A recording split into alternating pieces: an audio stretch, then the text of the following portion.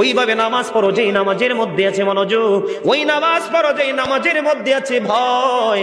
তুমি নামাজটা পড়তে হবে এমন ভাবে বন্ধু, একজন নামাজে দাঁড়ালেন, বন্ধুরে আমার, নামাজে যখন তিনি দাঁড়ালেন, দাঁড়ানোর পরে তিনি বলতেছেন আমি নামাজটা এমন ভাবে পড়তে চাই। কিভাবে পড়ি? কই আমি নামাজটা এমন ভাবে পড়ি, যখন আমি নামাজে দাঁড়াই আমার কাছে মনে হয় আমি ফুলচেরাতের পোলের উপর দাঁড়িয়েছি।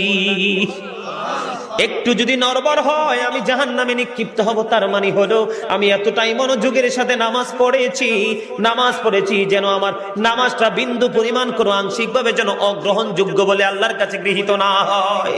তিনি বলতেছেন আমার কাছে মনে হয় রে এটা আমার জীবনের শেষ নামাজ।